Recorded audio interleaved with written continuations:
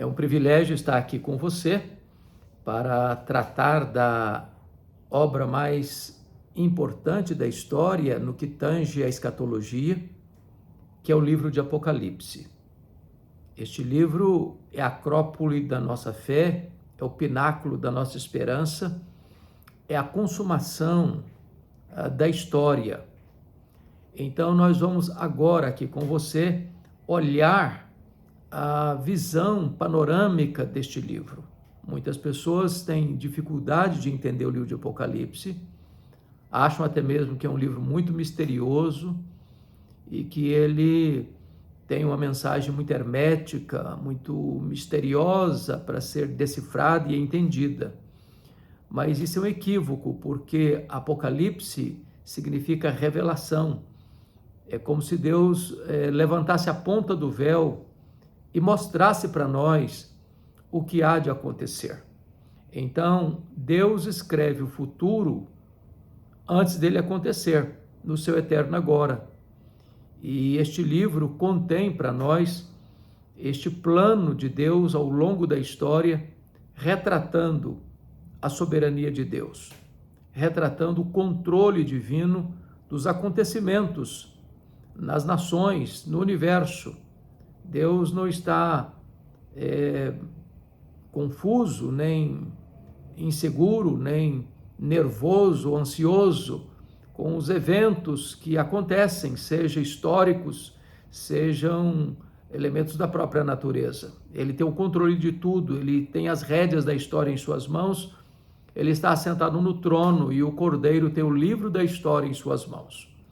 Então hoje eu gostaria de convidar você para abrir comigo a sua Bíblia, para nós olharmos juntos o esboço deste livro.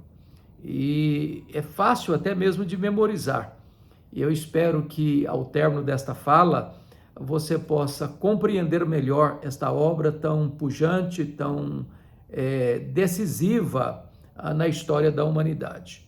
Então, o livro pode ser entendido em 7 sessões paralelas, porque o livro não é numa linha linear, progressiva, no sentido de que começa do ponto 0 ao ponto 10.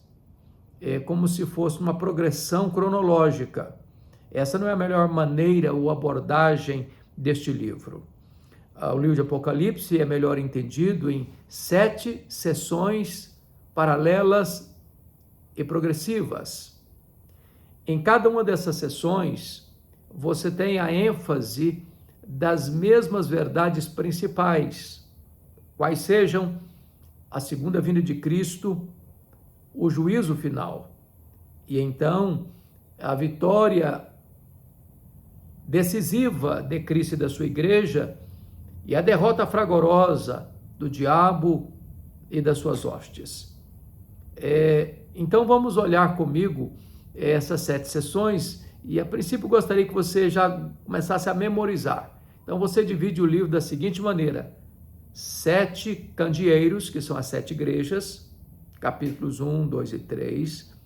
Depois você tem os 7 selos, capítulos 4, 5, 6 e 7.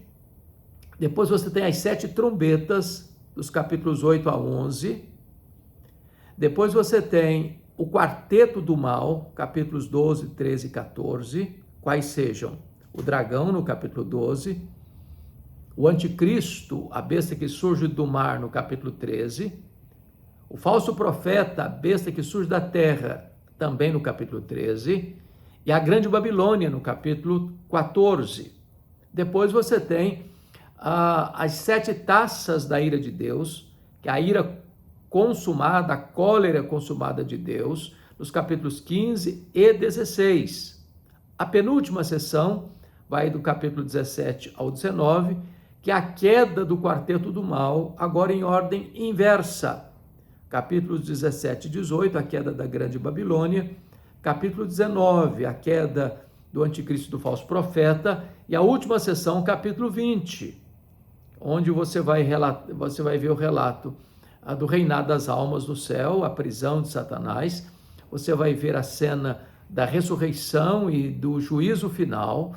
E você vê então que o Cordeiro vai lançar no lago do fogo o diabo, a morte, o inferno e todos aqueles cujos nomes não estão escritos no livro da vida. E então vem o capítulo 21, com novos céus e nova terra, e o 22 também trazendo esse cenário belíssimo da Nova Jerusalém, da cidade santa, do céu, do paraíso, da casa do Pai, onde reinaremos com Cristo por toda a eternidade. Então vamos olhar agora mais detidamente essas 7 sessões paralelas.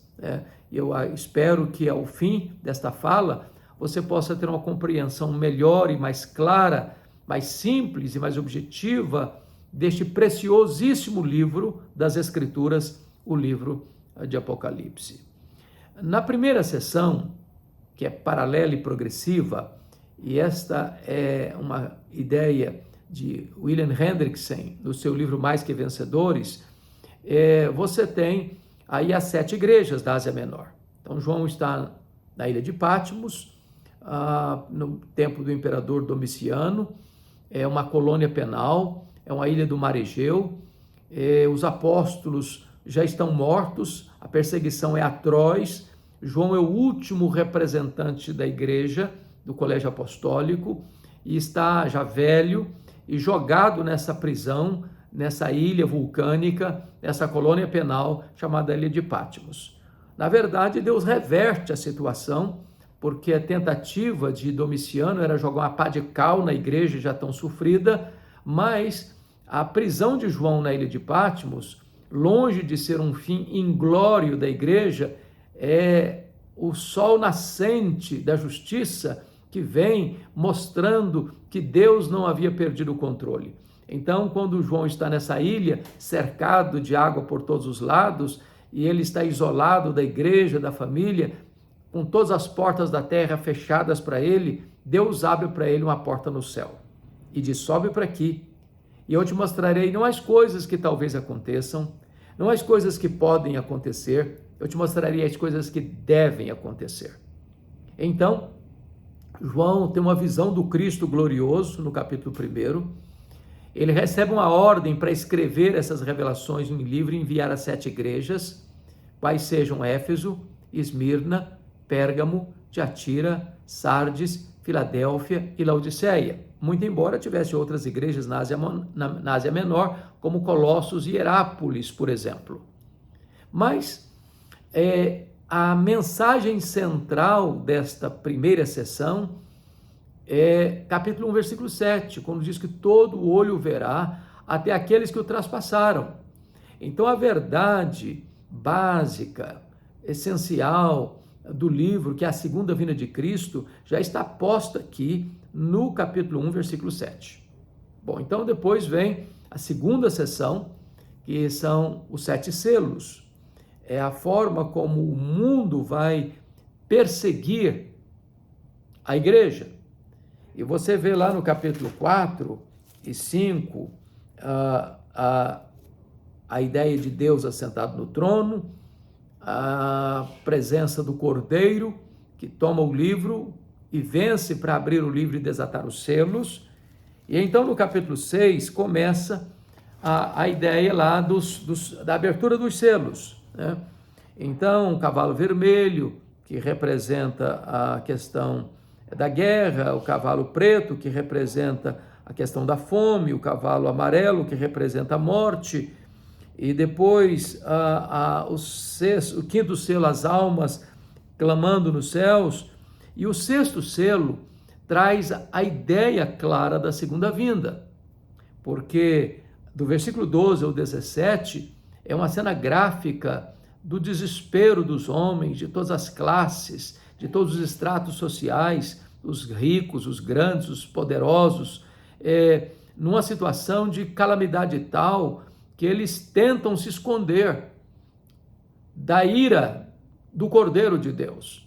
Eles não estão com medo da morte, eles estão até querendo a morte, mas a morte não pode livrá-los deste enfrentamento do supremo juiz de vivos e de mortos, numa clara cena do juízo final. Então, mais uma vez, esta verdade primeira, ou maior, ou central do livro de Apocalipse, que é a segunda vinda do juízo final, está graficamente colocada aqui no capítulo 6, versos 12 a 17. Aí você vai encontrar novamente a visão última deste livro, que está presente no capítulo 7, a visão dos contáveis na perspectiva do homem, na perspectiva de Deus, e os incontáveis na perspectiva do homem. Então a igreja é esta grande multidão procedente de toda tribo, raça, povo, língua e nação. É uma multidão humanamente incontável, mas que Deus conhece, porque Ele conhece aqueles que lhe pertencem. Então, nós vamos à terceira sessão, que vai do capítulo 8 ao capítulo 11, que são as 7 trombetas. Trombeta é um instrumento de aviso solene, e as 7 trombetas, elas trazem um solene aviso de Deus para o homem. Quando essas trombetas são tocadas, elas atingem os mares, os rios, a terra, os astros, os homens. Mas é um juízo parcial de Deus, não juízo total de Deus, porque Deus ainda está misturando o seu juízo com a sua misericórdia, dando aos homens a oportunidade de se arrependerem, de se voltarem para Deus. Então, também nesta sessão paralela, você vai encontrar graficamente a ideia da segunda vinda, e você pode olhar isso no capítulo 11, versos 15, e vai trazer isso muito claro para nós. O último anjo tocou a trombeta e houve no céu grandes vozes dizendo: o reino do mundo se tornou de nosso Senhor e do seu Cristo. Quando isso vai acontecer? Na segunda vinda de Cristo, conforme está graficamente colocado em 1 Coríntios 15, 23 a 25. Quando Jesus vier, ele vai colocar todos os inimigos debaixo dos seus pés, e então vai entregar o reino ao Deus e Pai, na parousia, na segunda vinda. Então, mais uma vez, essa verdade gloriosa, bendita, de que Jesus voltará, vai exercer o seu juízo, vai estabelecer o julgamento, está claramente posta nessa terceira sessão paralela das 7 trombetas. Então, por exemplo, quando você vê fenômenos da natureza, nos mares, nos rios, nos astros, na terra, os terremotos, os maremotos, os tsunamis, os eclipses, e você pensa que a natureza está agindo sozinha, independente de Deus, na verdade, são trombetas de Deus chamando os homens ao arrependimento. Aí depois você vem com a quarta sessão paralela dos capítulos 12, 13 e 14. E é aqui o levantamento do quarteto do mal, capítulo 12, o dragão. O capítulo 13, o anticristo e o falso profeta. E o capítulo 14, a grande Babilônia. Então, você vai perceber que esta igreja, que é a noiva do Cordeiro, ela vai ser perseguida. E o diabo, tentando imitar a Deus, ele quer também constituir uma trindade. Então, o dragão, o anticristo e o falso profeta. Porque Jesus se encarnou, Satanás também vai criar um simulacro da encarnação, quando ele vai se incorporar no anticristo, vai dar a ele toda a sua autoridade e todo o seu poder. Como Jesus ressuscitou, morreu e ressuscitou, ele vai tentar simular uma ressurreição de uma ferida mortal. Como Jesus sela os seus com o Espírito Santo, o anticristo vai selar os seus também com a sua marca. Então, o inimigo está aqui tentando imitar a Deus. O dragão perseguindo a igreja, perseguindo o Cordeiro, perseguindo a Jesus. Como ele não consegue derrotar Jesus, ele passa a perseguir a mulher, que é um símbolo da igreja. E o Senhor poupa a igreja. E então vem o anticristo, seu agente, com truculência. A Bíblia diz que todos vão adorá-lo. Apocalipse capítulo 13, versículo de número 8, está escrito: e adorá-lo-ão todos os que habitam sobre a terra, aqueles cujos nomes não foram escritos no livro da vida. Ou seja, O anticristo vai ser adorado por todos, exceto por aqueles que nasceram de novo, exceto por aqueles cujos nomes estão escritos no livro da vida, exceto por aqueles que têm o selo do Espírito Santo. Ou seja, Jesus não vai perder nenhuma das suas ovelhas para o anticristo. Porém, aqueles que têm uma fé nominal, aqueles que nunca nasceram de novo, vão adorar o anticristo. Mas a segunda vinda de Cristo está claramente também colocada no capítulo 14, versículo 15, quando fala da ceifa, a grande ceifa.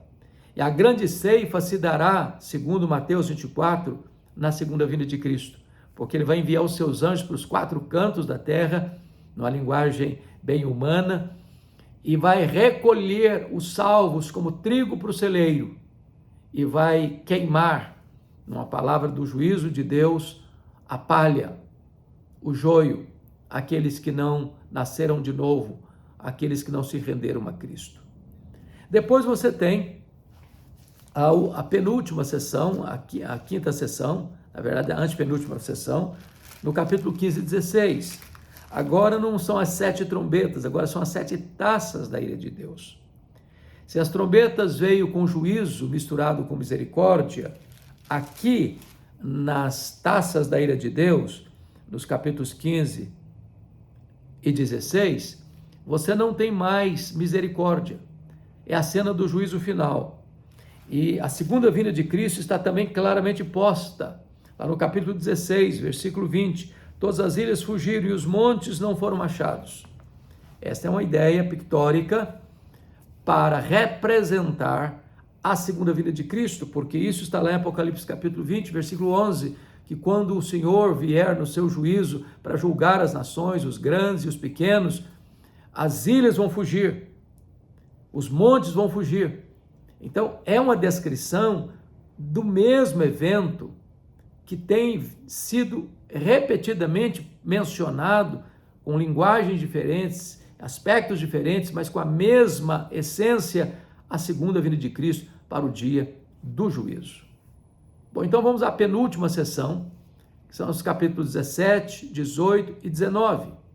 Agora é a queda do quarteto do mal em ordem inversa.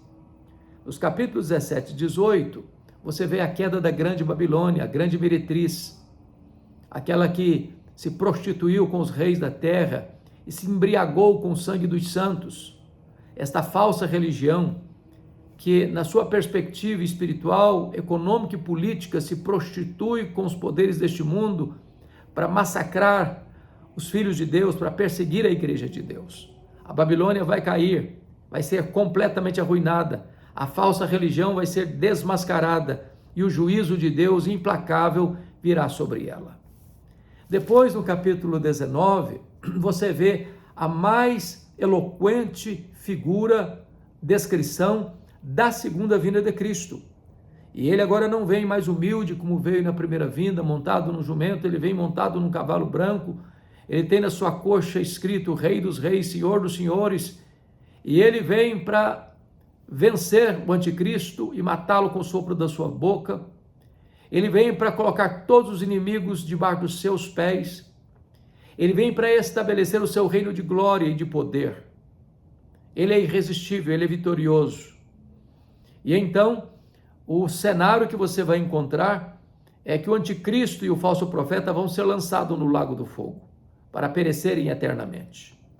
Então vem a última sessão, capítulos 20, 21 e 22.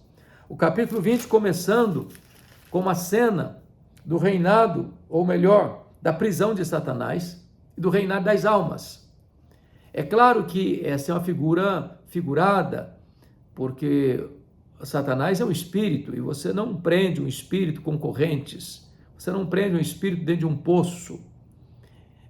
A prisão de Satanás está ligada à primeira vinda de Cristo, está lá em Mateus capítulo 12, quando o valente tem sua casa bem guardada, em segurança, mas vem o mais valente do que ele, que é Jesus Cristo, vence-o, tira a armadura, a panóplia em que ele estava confiado, e amarra-o, e lhe divide os despojos.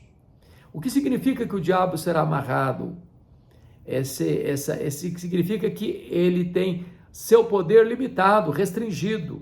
Ou seja, Satanás não tem poder de impedir que aqueles que foram escolhidos por Deus na eternidade, por quem Cristo morreu na cruz, chamados com vocação eficaz, selados com o Espírito Santo da promessa, sejam salvos. A igreja vai avançar. E foi Jesus quem disse: as portas do inferno não prevalecerão contra ela. Não é o inferno que acua a igreja, é a igreja que empurra as portas do inferno. Satanás está nesse sentido com seu poder limitado. Ele não pode impedir o avanço da igreja.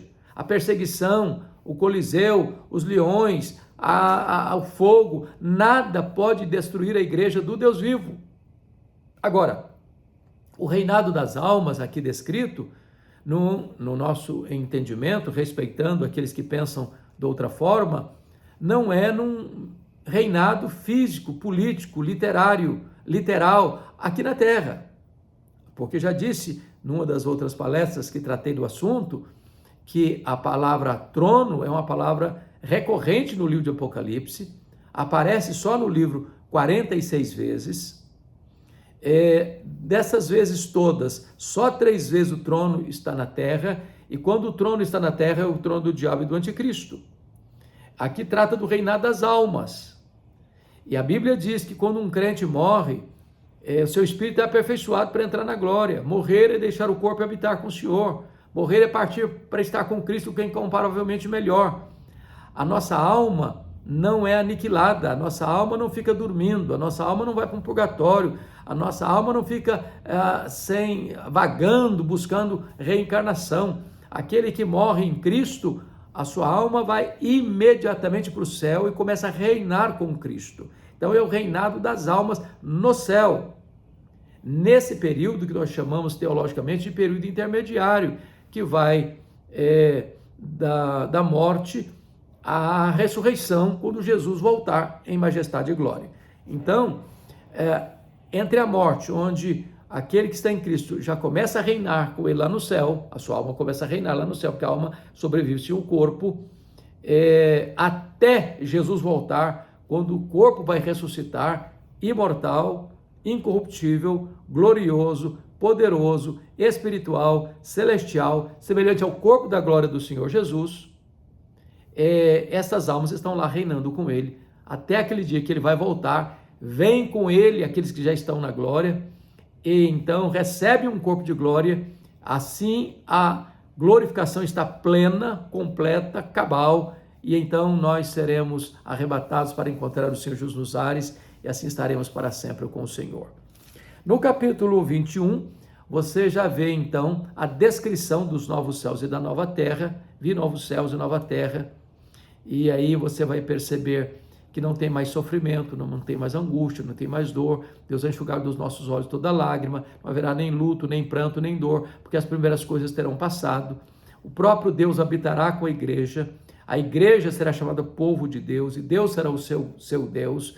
Os que viveram na prática do pecado, não se arrependeram, não creram no Senhor Jesus, serão lançados no lago do fogo, a saber, a segunda morte. E então é uma belíssima descrição da Nova Jerusalém, da cidade santa, do paraíso, da casa do Pai, do céu, deste local e deste estado de felicidade eterna, onde nós estaremos para sempre e sempre com o Senhor. Então, o que eu quero trazer aqui para concluir é que você tem no livro, então, 7 sessões paralelas e progressivas, porque na medida que o livro vai caminhando para o fim, esta verdade da segunda vinda vai ficando cada vez mais clara, mais nítida, mais eloquente. E também descreve para nós que esta verdade, ao longo desses séculos do cristianismo, vem sendo acompanhadas, vem sendo proclamadas, vem sendo repetidas, né? Então o livro, como disse na primeira palavra do Apocalipse, deve ser interpretado pela linha histórica, ou seja, o livro foi oportuno e atual no primeiro século, ele é oportuno e atual ao longo dos séculos, mas ele caminha para uma consumação. E essa consumação dar-se-á na segunda vinda de Cristo. Fato registrado em todas as 7 sessões paralelas e progressivas.